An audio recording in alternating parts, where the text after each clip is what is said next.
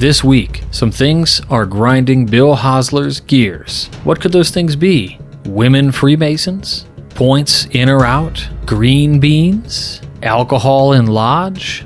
You'll have to listen to find out. Then we'll ask an age-old question. Who the heck was Enoch? And what does it mean when he says that he walked with God? Kristen Wilson Slack's got an excellent post on this. She explores the various facets of what we know about Enoch, where we can read more, and she also discusses the origin of Enochian. Ed Kelly? John D. Anybody? Well, if you don't know, you will. All this and more coming right up. Stay tuned. Welcome back to Whence Came You, a Masonic podcast featuring research papers and discussions related to Freemasonry. Here's your host, Brother Robert Johnson. Welcome back to the show. This is episode number 523. First of all, I want to thank the contributors, fellows, producers, and legacy partners of the WCY podcast. Without you, we cannot make this show, and I want to thank you sincerely from the bottom of my heart. I try to have an attitude of gratitude all year long, but in addition, have a special focus on this around the holiday seasons. Thanksgiving just passed. I hope you all had a wonderful Thanksgiving for those of you in the United States, or if anybody else celebrated it on that same day.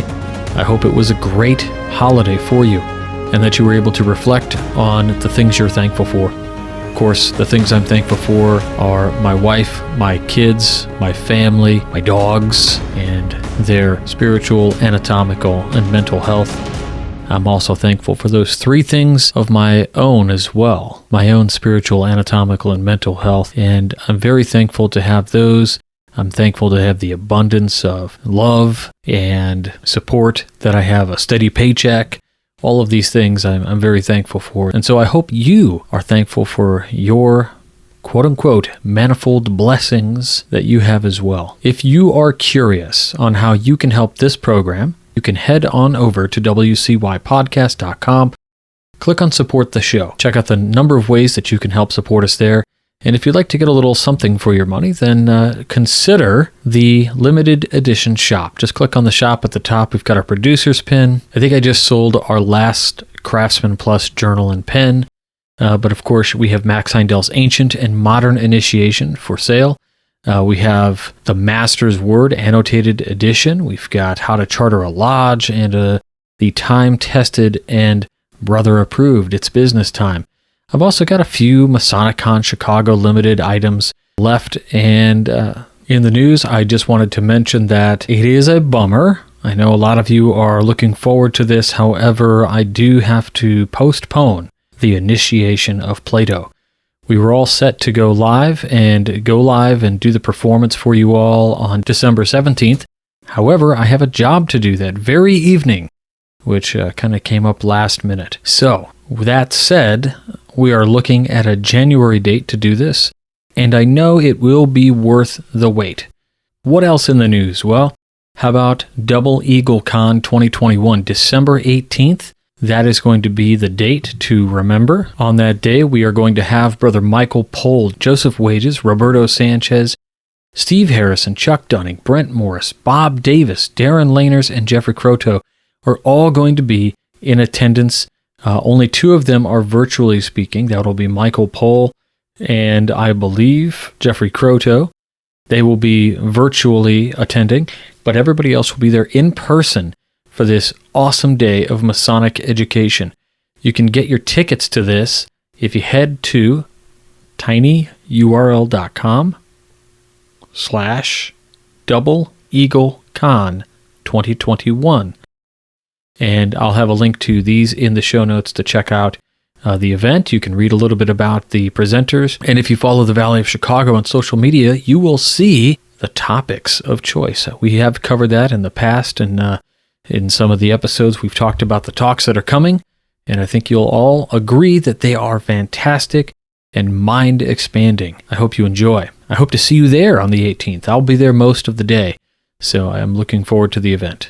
Now, the first piece I wanted to read for you today comes from Brother Bill Hosler. Now, it's been a while since I've read something from Brother Bill. He's busy all the time with all kinds of awesome Masonic stuff and traveling around. He had gotten over COVID recently. He was on a trip to Alaska. Just amazing. And if you love Bill, you can obviously check him out on the podcast that he helps with, and he is a co-host on, which is the Meet, Act, and Part podcast, which is hosted by, of course, Bill, Darren Laners, and brother Greg Knott. If you haven't checked that podcast out yet, highly recommend you do so and consider supporting their efforts. I'll have a link back to their podcast as well. But let's take a look at this great piece that brother Bill put together.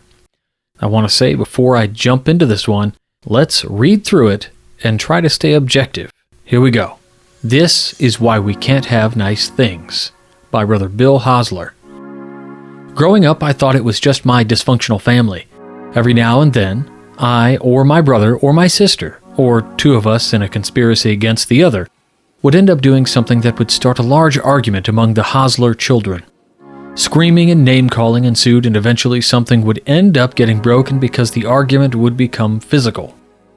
At this point, my mom would often join the chorus of loud voices with her famous "This is why we can't have nice things" cry. I think this was an unspoken code between us siblings that we had better knock it off, or the next step would be my father walking into the room like Chuck Norris, belt in hand, to bring peace and quiet back to his kingdom. Dad wasn't concerned about justice. He just wanted quiet so he could hear his television program again. It wasn't until I grew up, until I discovered that Mom's famous chant was something every mother says. Maybe it is taught at a mother's school right before the "if your friends jumped off a bridge, you would jump too" nonsense. Not long ago, I was on a flight from Anchorage, Alaska to Oklahoma City. The flight was long and cramped. I was bored, so I decided to find something to pass the time. While catching up with Twitter, I saw a tweet, and I began to smile. I knew I shouldn't do it, but the devil sitting on my shoulder talked me into it. Maybe the little angel who should have been on the other shoulder was detained by the TSA, but he was definitely not on the job. The tweet was posted from the account of the United Grand Lodge of England. The photo celebrates an open house that was held at the Grand Temple in London. Pictured in the photograph were Dr. David Staples, Grand Secretary of the United Grand Lodge of England, and the Grand Secretary of the Women's Freemason Grand Lodge in the UK. The tweet read, quote, "The Grand Secretary Central!" exclamation point. The Grand Secretaries of both the United Grand Lodge of England and Freemasonry for Women are here at Freemasons Hall for Open House London today to answer any questions you may have about Freemasonry for both men and women. I could almost feel the moderators of the Winding Stairs Facebook group cringe as I posted the photo. I knew what was about to happen, but since I am a moderator in the group myself with a lot of time on my hands, I thought I could keep the oncoming dumpster fire down to a smoldering campfire. Before the flight attendants passed out the first package of peanuts, the posts started.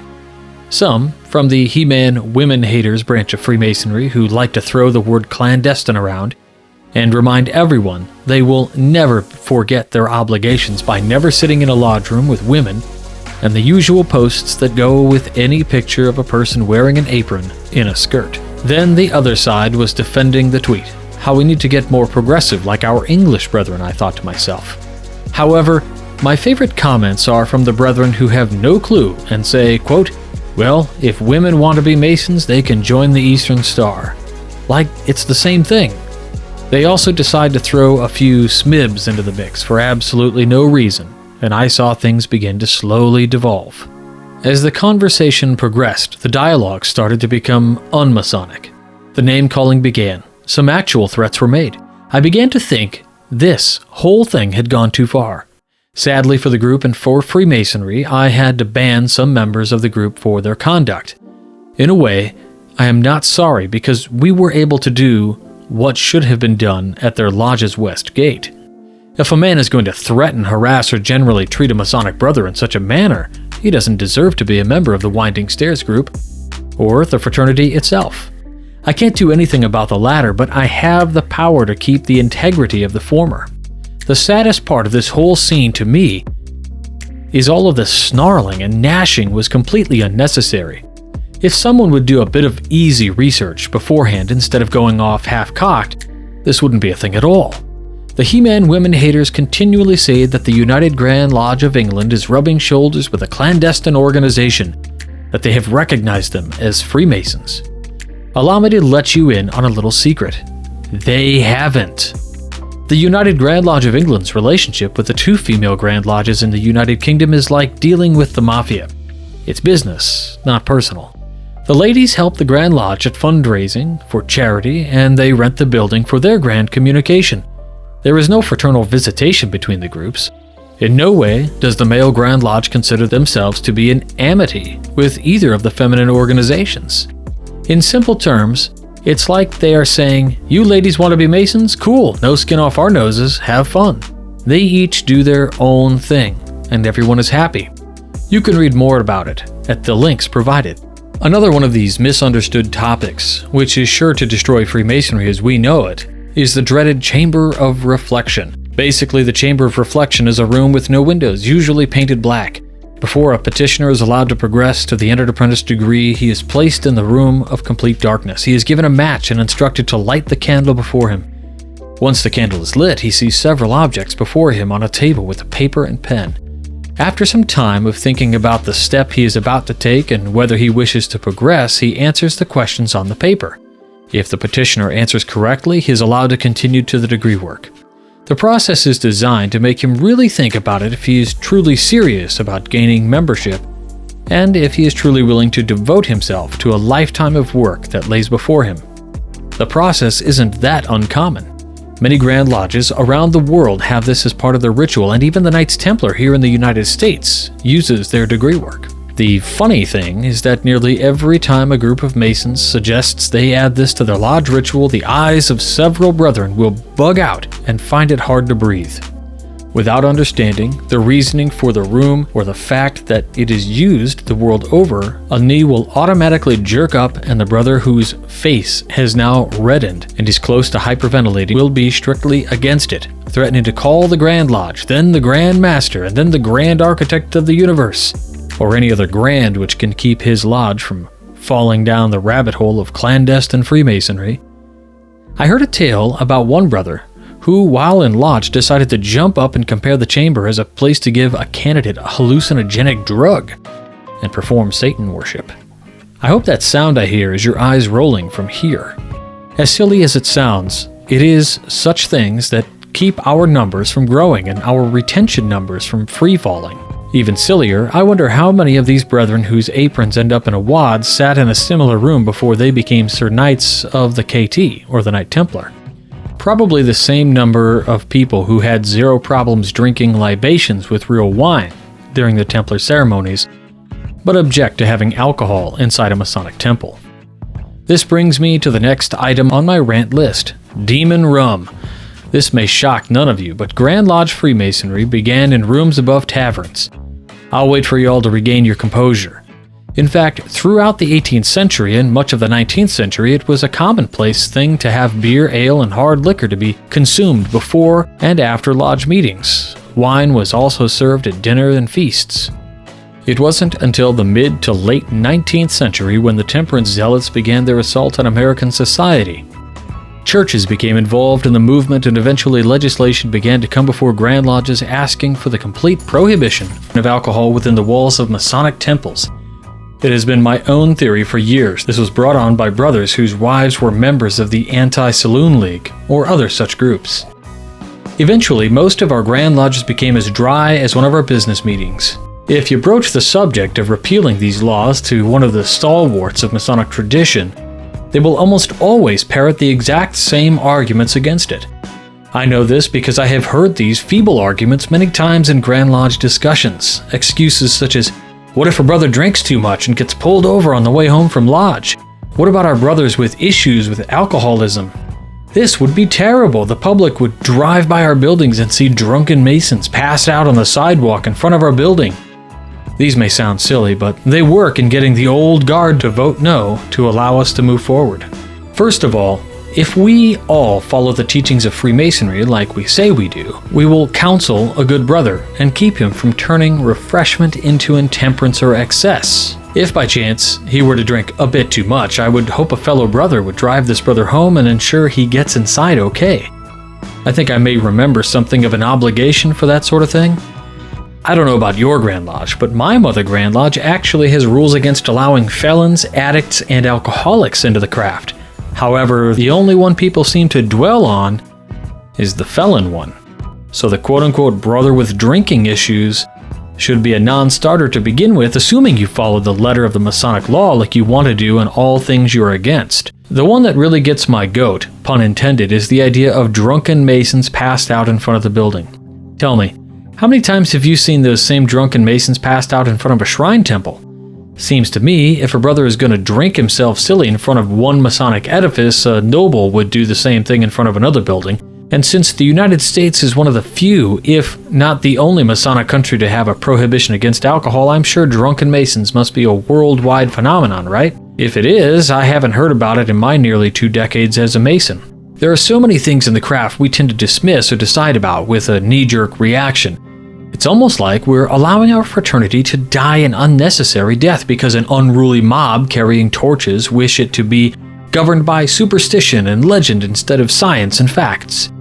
I bet if we were to sit down and make a list, many of Freemasonry's hot-button topics could be put to bed if both sides actually knew the facts and made a plan on the subject instead of believing something told him based on urban legend or what a past master believed it to be 60 years ago. Even if they don't agree, they can at least have an intelligent discussion and perhaps come to some agreeable solution. Like so many things in Freemasonry and in life itself, a little research on the subject will help you sound more intelligent, but will also provide you with the information you need to make an informed decision or opinion.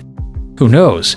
Knowing more about the craft besides how to hold a rod during degree work or that George Washington and John Wayne were members might even enhance your love of the fraternity.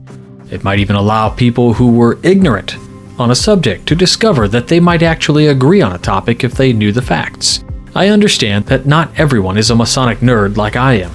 They don't spend hours researching Masonic topics and history. They have actual lives with jobs and families. They go to the lodge a few nights a month, they study the ritual and floor work, and if they have a question, they might ask a past master who, sadly, after nearly a century, without Masonic education and lodge, is probably as clueless as the brother is. I can't think of another environment or in no other group where someone can argue an opinion with zero facts and not have their argument called into question with a demand that the person produce evidence in order to be believed. Except on social media, especially when talking about these subjects, forbidden for us to discuss in lodge, but that's a different article. Brethren, I know this is a lot to ask, but if we really want to make our fraternity relevant again, we must actually embrace the forbidden Masonic C word.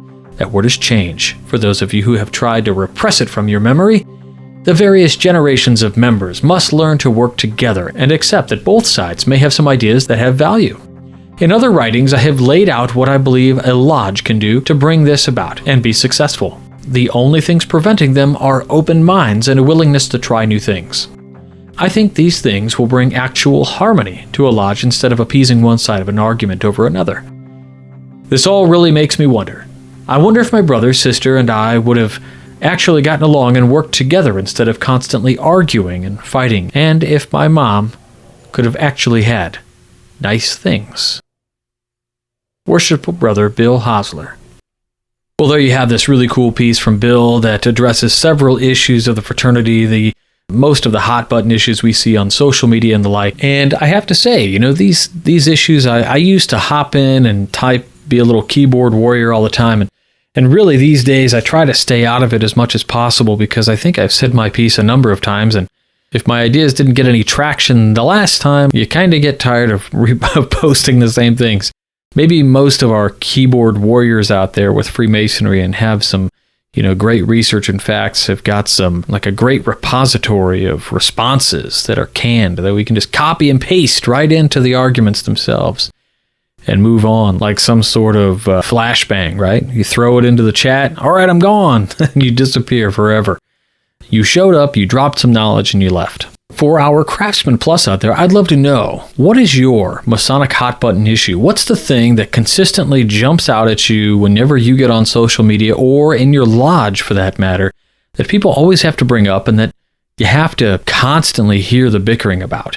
Is it which way to wear your ring? Is it the women in Masonry? Is it felon charges? Is it drinking? What is the hot button issue that you face on a monthly basis, or maybe even more often. All right, next up, I would love to get into a little bit of mystery here. And I'm picking up this piece from the philosophicalsociety.org. I'll have a link back to this article in the show notes, but it comes from Kristen Wilson Slack, who is a member and a part of the Craftsman Plus group as well. So if you've got some thoughts on her writing, then by all means, you could tag her in a post and she might get back to you. Well, I'm not sure.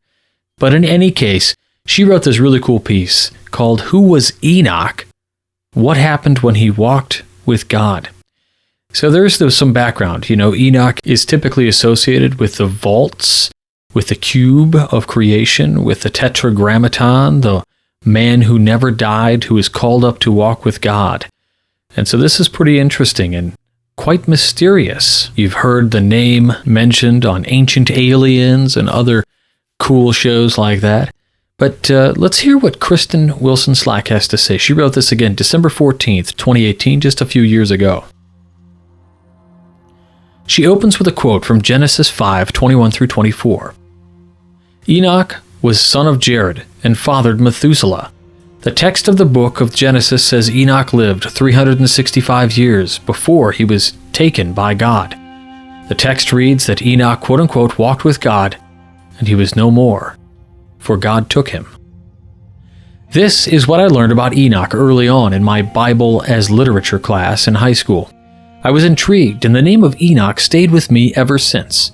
Walking with God took on so many different meanings. He was transported to heaven, and his physical body never died, or that he died painlessly, or that he died painlessly because of his righteousness, were two classical interpretations. As I've learned, there are other views of who and what Enoch might be. In Judeo-Christian circles, he is considered the scribe of judgment. He's considered the author of the Book of Enoch, an apocryphal work, which was followed by the second Book of Enoch. The Book of Enoch is considered by the Western Christian Church as non-canonical or non-inspired, also known as revealed works. Some Orthodox sects see it as canonical, and most scholars of Judeo-Christian literature find it of either historical or theological value. The Book of Enoch is considered to be technically 5 independent pieces of work written between 300 BCE and 100 CE. The 5 independent pieces are seen as, with Wikipedia links, the Book of the Watchers, the Astronomical Book, Book of Dream Visions, and Epistle of Enoch. These books talk about first the fall of the angels, who were alleged to have fathered the Nephilim, as described in Genesis. The rest of the books are writings about Enoch's revelations about and travels to heaven, either via visions or dreams. Some of the concepts discussed in these books are interesting and could have been controversial to the first Christian church leaders. The books contain histories of the fallen angels and their interaction with humankind. Enoch's travels through what might be considered the underworld and heaven, a discussion about the tree of life, who the 7 archangels were, parables on living, descriptions of heavenly bodies and their movements, and much more. Fragments of the Book of Enoch can be found in other writings of the Old and New Testaments, other apocryphal works, and in the Quran. The second Book of Enoch is also known as the Secrets of Enoch, and tells the story of how Enoch was transported to and through the heavens, and further relates tales of the War of the Angels. There is a third Book of Enoch which exists, and the Book of Giants, which is attributed to the same time period and relating to the same topics. So Enoch has a lot of interesting things going on with him, his life and his afterlife, so much so that it has inspired many and decidedly different tangents to esoteric teachings. We know that Enoch, or Idris as he is known in the Quran, was known to have been lifted up to heaven, as noted in the Christian Bible. The Quran contains 2 references to Idris. In Surah Al-Anbiya, the Prophets, verse number 85, and in Surah Maryam, Mary, verse 56 through 57.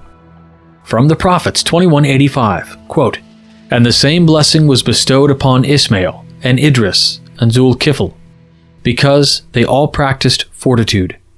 End quote.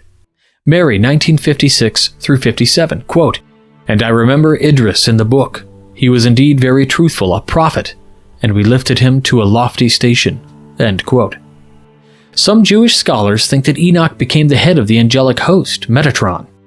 Edgar Cayce, a Christian fundamentalist and traveler to the realms of the dead, has a very elaborate reincarnation lineage of Jesus Christ, of which Enoch was one incarnation.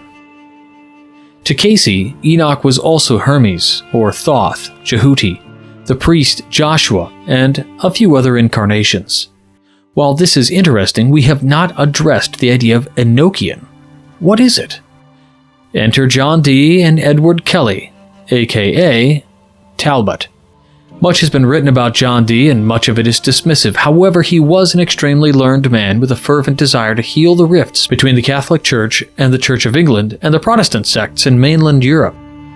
He was a devout man, and while we might understand how this can all work together, he was a scientist, alchemist, and occultist. In his desire to mend the religious wounds of the time, he sought to discover the original language, the language of God and angels. In doing so, he felt that he could bring about the unification of humanity. Not being a medium or a scryer himself, he turned to both his son, Arthur Dee, and eventually to Edward Kelly, a younger alchemist and spirit medium. For 8 tumultuous and energetic years, they worked together with Edward, relating the angelic language to John Dee through a series of seances and spirit conferences. Dee's writings have been republished by the Web Archives and by some publishing houses. Copies also exist in the British Library. The language that Dee and Kelly uncovered or created, some debate exists, of course, was called by Dee the angelic or Adamic language, as it was the supposed language that God used to create the universe, that Adam learned from God, and what Adam used to name all living things. The idea of an antediluvian singular language was very popular at the time of the Western world, and seeking it was one of Dee's highest priorities. He was a mathematician, philosopher, astronomer, cartographer, and navigator. Even though he is known more for his magical leanings, he was an extremely well-educated man. He was also a follower of Neoplatonic ideals. If one reads some of Dee's journals or diaries of this work, one can see some of the occult influences that came into Freemasonry at a later time, and are evident in several Masonic rituals, especially in the English rites and Scottish rites higher degrees. Elias Ashmole, who was the first to document the date of his speculative initiation, followed Kelly's and Dee's work closely. In fact, he reproduced some of Kelly's documents and created a biography of John Dee. Ashmole's notation of his speculative initiation has undergone a fair amount of scrutiny, which will not be replicated here. He seemed to have an influence with many people who were swirling around the speculative Masonic world. It's hard to believe that someone of Ashmole's experience in the sciences and esoteric studies could not have influenced an organization he was a member of for decades. He's well known for having written the Institution, Laws, and Ceremonies of the Order of the Garter in 1672, as well as being a member of the Royal Society. The author in the book noted below that Ashmole was a joiner, and joining a society of Freemasons seemed to be the thing to do at the time in England. It is somewhat apparent that as his time as a Freemason went on, he did exert further influence. An excellent book to read about this time period, and about John Dee, Kelly, and Ashmole, is The Golden Builders by Thomas Churton. It is a deeper historical account of these persons than can be given here. I think we may safely say that John Dee and Edward Kelly put the Enoch in Enochian, which begs deeper insight into who Enoch was, and why he went with God. Another excellent book is The Book of Enoch by Wiser Books and author R.H. Charles. The most recent publication is 2003. We'll close with this small excerpt from that book. 103:2. Quote, "I know a mystery, and I have read the heavenly tablets, and I have seen the holy books." Kristen Wilson Slack. So in the time period that we live in, where we are able to objectively look at the various different mystery traditions, religious and philosophies and mythologies that exist, I'm curious. We often have archetypes of the character of Enoch, and we mentioned here that perhaps Cayce thought he was Thoth or Hermes or these kinds of ideas, but I am curious on your thoughts. Is the story of Enoch walking with God How would you interpret the story of Enoch in just a few sentences? Was he a simple man who heard the word of God and was called up, not unlike perhaps a Buddha, not unlike a man who has reached a level of existence that ascends to heaven, like an apotheosis of a sorts? But that is what I'm curious about. I find the topic of Enoch very interesting. And as Kristen has pointed out within this text, there's a lot of controversy around not so much John Dee, but certainly Edward Kelly and his quote-unquote magical language and his ability to be a medium of sorts. Something else about this piece that stands out, I think that we can do some further kind of esoteric research on, is the idea of the Adamic language. I've often thought about a universal language as something that perhaps might not even be communicable. It may not be words, or maybe it is, and maybe it's the language, before the fall of Babel. I've also heard this language called the language of the birds. All right, let's move now into our contemplative practice of drawing one tarot card. Now, if you're just joining us, as the usual disclaimer goes, we're not drawing tarot cards to be divinatory or anything like that. We are drawing a single card from a single deck to take a look at the meaning behind it and reflect on what that could mean for our own lives. It's a reflection piece. For the last couple weeks, we've been using the Smith-Waite deck, and this week, I chose a different deck to use. We're going to use the Revised Tarot with new art from J.A. Knapp, and the deck is the Manly P. Hall deck. This particular deck I picked up at the Philosophical Research Society in Los Angeles, California. I think the main campus there is closed, but I think the bookshop is still open. I think. You'd want to call to find out. A fantastic bookstore and a fantastic group of people who work there, and the librarian and everybody else who works there is really, really awesome. So anyway, as I shuffle these cards for us, I got 2 more shuffles to go. If you're asking, is there some traditional number of shuffles that you should do? Maybe there is, but that's not what I'm doing. I simply cut the deck into 2 and shuffle each a couple times, and then I put them together, just so I get a good mix. We're using a full deck, and what we'll do is I'll go ahead and draw the card here in just a second, and then I'll talk about what the card means objectively, in the most broad sense, in a reflective kind of way. And then I'll give you the meaning based from Manly P. Hall's own writings, and we'll wrap it up with a question that we can contemplate, and perhaps share our answers in the Craftsman Plus or Facebook, or maybe you just want to journal about it, or just think about it, or not at all. Take it or leave it. But here we go. Let's see what we get. Wow, alright, so I got key 21/22. Now that's kind of weird, usually that's not like that, but here in Manly P. Hall's deck, he combines keys 21 and 22. This is the World card. Amazingly, I have drawn for the 3rd or 4th week in a row a Major Arcana card. This is highly unusual considering the fact that there are only a certain number of Major Arcana cards versus the plethora of Minor Arcana. It's like court cards versus number cards and a regular deck of playing cards. So, the World card. And without jumping too far ahead, I'll tell you this, I drew it in the face-up way. So it's not inverted, it's not reversed. Typically, the World card is just numbered number 21. Now, drawn upright, it means completion, integration, accomplishment, and can even represent travel.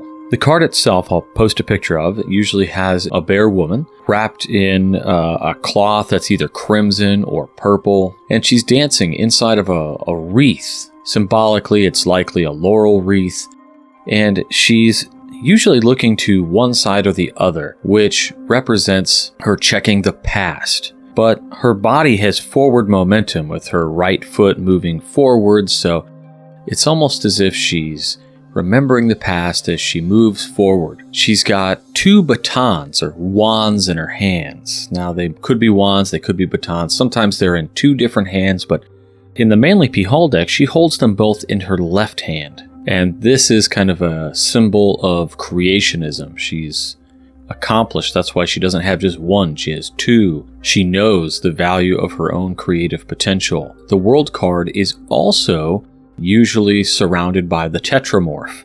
So the man, the eagle, bull, and the lion. This is symbolic of the cyclical nature of time and the world. And the reason why the cyclical nature of the card is there, and the woman is walking through the laurel wreaths, is a representation of continuing cycles. So as she is stepping forward or moving through the wreath, she is ending one period and looking back on it as she's stepping forward into another. So it's like time. So with the tetramorph, this is similar with the surrounding tetramorph. This is really similar to the Wheel of Fortune. In this particular one, these four figures represent those four fixed signs of the zodiac, which is Leo, Taurus, Scorpio, and Aquarius. They're also symbols of the four elements and the four suits of the tarot and the four compass points and the seasons and the four corners of the universe, quote unquote. So when the World card, this particular card is upright. Now this is my objective opinion on what this card really comes from. This is not Manly P. Hall's description yet, but what this card gives us is that perhaps we've just achieved something. We've fulfilled something, whether that is a class that you just finished, or you finished a big project at work, or you just got closure for something. The card itself could represent things like major events, births of a child, like the completion of 9 months of gestation, or it could be graduation, or getting married, or maybe you've always dreamt of becoming an actor and you finally got your first part. The card itself is asking you to think about or reflect on how you got to this achievement. How did you organize your thoughts and your actions in order to accomplish the goal? Now in Masonry, maybe you just got your 3rd degree proficiency. How did you do it? Not just by sitting there and memorizing, but think about the thought processes you had in holding yourself accountable for exactly how you completed this goal. Now you might be thinking, RJ, I don't have any idea of anything I've accomplished recently. Well then, take one step back. Maybe this card means you're very close to accomplishing something. But in most cases, I think we can all think about something. It doesn't even have to be what you would consider major, right? Because we have our own subjective opinion on goals and aspirations. But maybe that goal is as simple as 90 days sober. What an accomplishment, right? And so if you cannot think of something that you have accomplished, maybe then the World card is telling you, hey, don't lose sight and keep it up. Now, at the beginning of this particular explanation, I did mention that it could even relate to travel. So it could relate to travel, and since it's the World card, we're talking about big time travel. Thousands of miles, maybe like a really long cruise, or maybe you're going to travel abroad.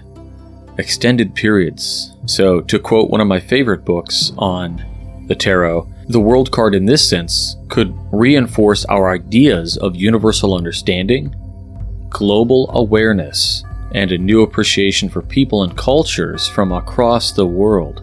It's probably my favorite part about the card in itself. Now that's a really objective and my personal thoughts on the tarot on this card, but this is from the Manly P. Hall deck. And so let me go ahead and just read to you what Hall says in his little white book. Key 21/22, Le Monde, the world. Hebrew letter Tau or Tav, cross sign. Le Monde, the world, portrays a female figure draped with a scarf which the wind blows into the form of a Hebrew letter Kaf. Her left hand holds 2 wands, and her left leg crosses behind the right. Her body forms an emblematic cross representing the perpetual dance of the universe. The central figure is surrounded by a wreath in the form of a Vesica Pisces. The cherubim of Ezekiel's vision occupy the corners of the card. The tarot is called the microcosm and the macrocosm because in it are summed up every agency contributing to the structure of creation. The woman in the center represents the divine fire in the heart of the great mystery, the wreath in nature, which surrounds the fiery center. The cherubim represent the elements, worlds, forces, and planes issuing out of the divine fiery center of life. The wreath also signifies the crown of the initiate, which is given to those who master the four guardians and enter into the presence of unveiled truth. The shield displays the circle and the cross or tav, which imitates the squaring of the circle, as well as the archetypal division of the following minor arcana into four elements of fire, water, air, and earth. The world carries both numbers 21 and 22 because this card acts like a gateway, the beginning of a new cycle or whirling, and the portal to the minor arcana. The number 22 reduces to 4, the number of letters of the Holy Tetragrammaton, which provides the spiritual structure for the minor arcana. So that's from Hall's little white book that comes with his tarot deck. Now, something I want to spell out for you here, or give you some insight rather, is that when I talk objectively about these cards, I talk about them in a very psychological and practical way. And something that you'll notice with some of the thinking and speakers on these cards, as we look through some of the decks, some people are very mystical in the way they talk about the cards, and others are very plain. Now, Manly P. Hall is no stranger to the mystical, so he obviously writes in a very poetic and obtuse occult sense. I don't mean that in any derogatory way. I mean obtuse as in thick or foggy or difficult to understand. And for some, that language is not difficult to understand. It's very simple and meaningful for them. I read those and I have to read it 2 times, and I'm usually pretty good and I get what he's saying. And so for a lot of us, this kind of foggy, mystical talk is difficult to understand. And so I think this is why I always want to lead off with some practical and just very plain language, the way we'll talk about it. And this is the way Paul Case intended the tarot to be understood as well. If you're interested, I think Paul Foster Case does a wonderful job explaining the tarot in a very practical and simple sense, something that nobody else has thought to do. And perhaps this is by design. If you speak vague enough, nobody can ever say you're wrong. Paul Case did not fear this, and that's why he talked in plain language in a way that clearly exhibits his knowledge of exactly what's happening. So that is that. I hope to hear some of your reflections. My question for our Craftsman Plus is, tell me about the project that you have certainly, no matter what it is, what's the project or the accomplishment or the thing that just recently came into fruition for you? We all have something. Something has happened recently that you can call a completeness or an achievement. Tell us about it. Did you finally reach level 100 in solitaire? Did you have a baby? Did you just get the promotion? Did you just graduate Lamaze class? Whatever the case might be. I'd love to hear about your most recent accomplishment, and tell us, in the spirit of the card, asking us to reflect not just on the accomplishment, but how we got there. Tell us the accomplishment and perhaps the number one piece of advice that you had for yourself in coming to that achievement. But that's it for this week. I hope you enjoyed our time together and that you learned a little something, and maybe you can teach us a little something. So if you are so inclined, comment, post, share our episodes with all of your friends and your brothers, and leave some insights when you share the episode out there. I want to thank our producers, fellows, contributors, and legacy partners for assisting us with the production of this show. Again, if you want to know how you can help this program, then head on over to wcypodcast.com, click on support the show, see what you can do for Freemasonry by helping to fund Masonic education for anybody who's interested. Currently, our show reaches over 2 million listeners, which is just fantastic. How else can you help? You can subscribe to our YouTube channel, you can like and share our videos. All of these things help us out and actually increase the likelihood that somebody who is learning about Freemasonry might find the WCY podcast. So thanks very much. I'll talk to you all next week. Until then, stay on the level. For Whence Came You, I'm Robert Johnson. Take care. You've been listening to Whence Came You, a Masonic podcast featuring research papers and discussions related to Freemasonry with your host, Brother Robert Johnson. Be sure to join us for our next edition.